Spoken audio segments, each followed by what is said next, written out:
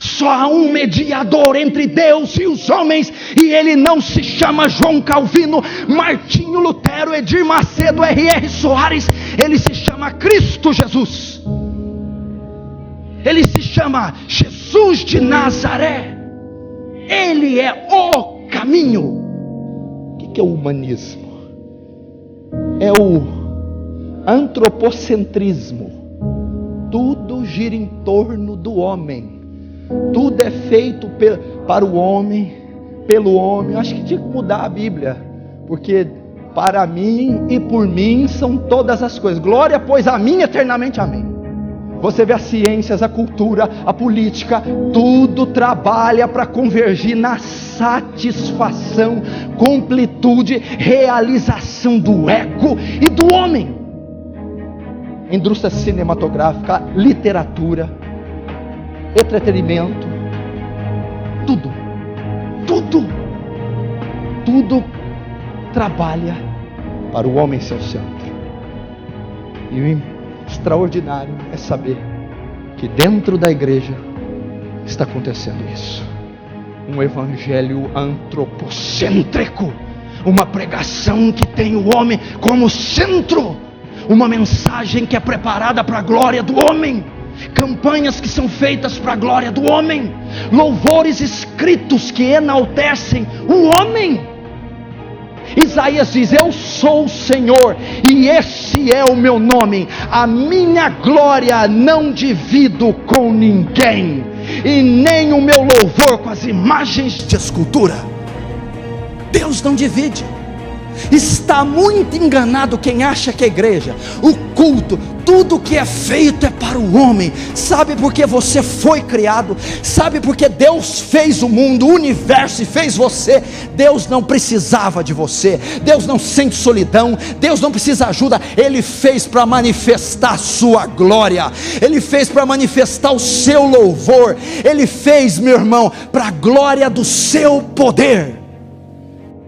O culto, meu irmão, tem que ser teocêntrico, cristocêntrico. O culto todo é feito para a glória dele, exaltação dele, através do Filho dele, no Espírito dele. Eu adoro no Espírito, através de Cristo, e essa adoração chega em Deus.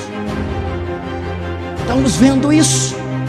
Estamos vendo que o culto, a pregação, conferência, o simpósio, o congresso, a literatura, tudo é feito para o homem ser beneficiado. E isso não pode ocorrer. Sabe o que está acontecendo na maioria dessas igrejas, em toda parte do mundo, e principalmente dessa nação? Nada mais do que idolatria cometida. Idolatria. Estão adorando um Deus que não conhecem. Estão adorando um Deus humano. Estão adorando um Deus humanista. O que Jesus disse para a mulher samaritana? Vós adorais quem não conheceis. Porque é um escândalo. Porque o centro é Deus, porque a adoração é a Deus, o louvor é para Deus, e isso se torna um escândalo, quando o homem caído rejeita a ideia de ser o segundo, e não o primeiro, rejeita a ideia de ter que viver para alguém, e não para si próprio. E é exatamente isso que o Evangelho ensina: quem quiser me seguir, tome a sua cruz, negue-se a si mesmo e me segue, pois todo aquele que achar a sua vida, perdê-la, e todo aquele que por amor de mim perder a sua vida, achará. Esse é o escândalo da morte do velho homem, o escândalo da renúncia, o escândalo de ver para a glória do Senhor. Romanos 11, a partir de 24 diz: ó profundidade das riquezas, tanto das ciências como da sabedoria de Deus, quão insondáveis são os seus juízos, quão inescrutáveis os seus caminhos. Quem compreendeu a mente do Senhor? E quem foi seu conselheiro? Quem primeiro deu a ele para que depois possa lhe retribuir? Porque dele, e por ele, e para ele são todas as coisas. Glória, pois, a ele eternamente, amém. O Evangelho sempre vai ser uma afronta para a sociedade, para a cultura. Os homens caídos jamais vão amar a Deus, jamais vão receber o Evangelho, a não ser pela ação do Espírito Santo, a não ser pela soberania de Deus. Jamais abrirão o coração para o Evangelho.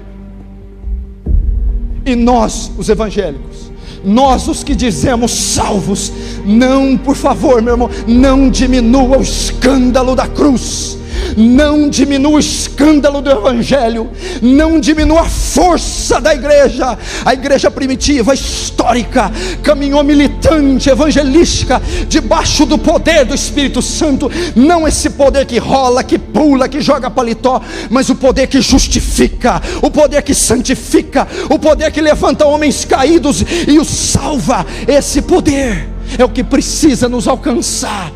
Quando eu venho até essa cidade, eu vejo os viciados em crack, as prostitutas, ruas inteiras cheias de homossexuais, igrejas e vendilhões na porta do templo, fornicadores, adúlteros, ateus, gente morta. Se a igreja do Deus vivo não se levantar em oração, pregando o santo evangelho, se não em oposição contra essa cultura caída, meu irmão, nós seremos cobrados nos dias do juízo, nós seremos cobrados.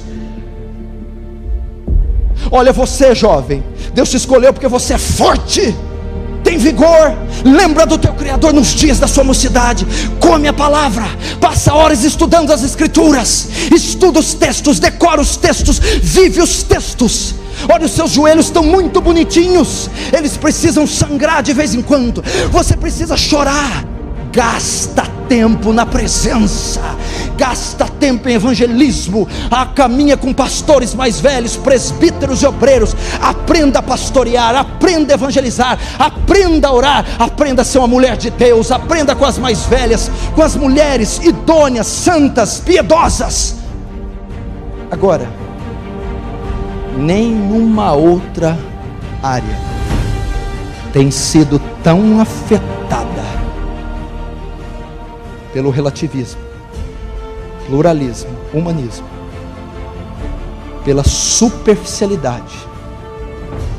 Nenhuma outra área dentro da igreja e da teologia tem sido tão afetada como a soteriologia, a doutrina da salvação, a doutrina mais importante, o grande propósito da encarnação, morte e ressurreição de Cristo: justificar, redimir, salvar pecadores. Esta é a grande obra.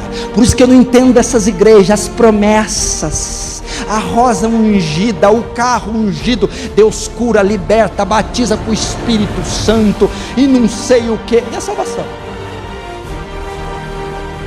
E nesses programas de TV aí, esses aí que você conhece, aquele que fala baixinho, vem ser meu parceiro, aquele.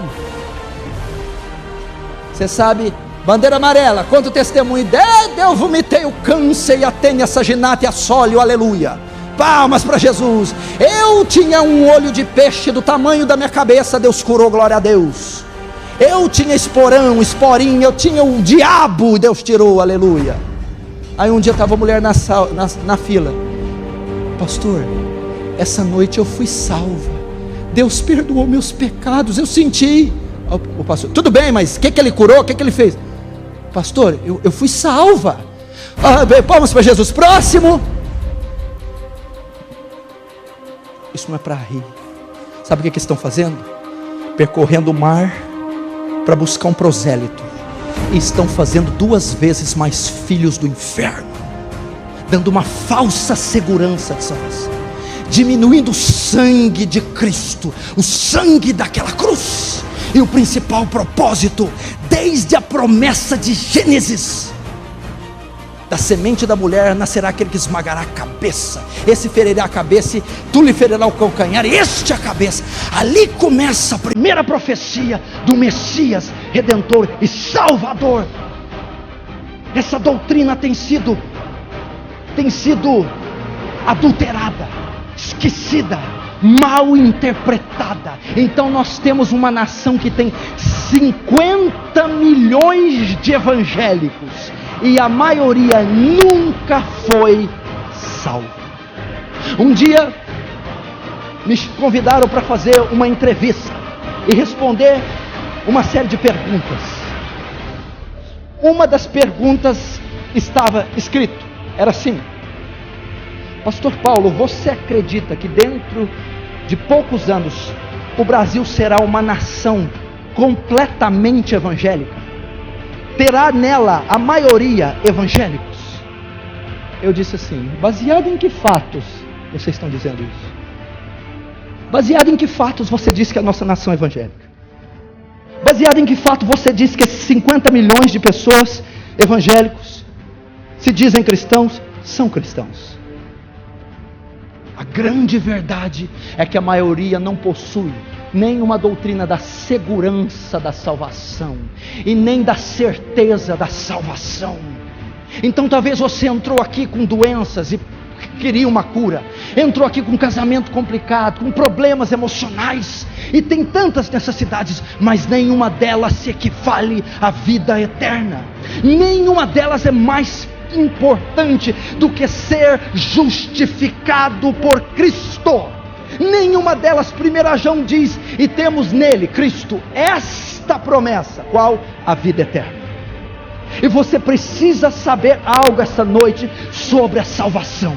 Você precisa saber algo hoje sobre a vida eterna. Você precisa hoje parar, pelo menos hoje, e pensar um pouco na sua eternidade.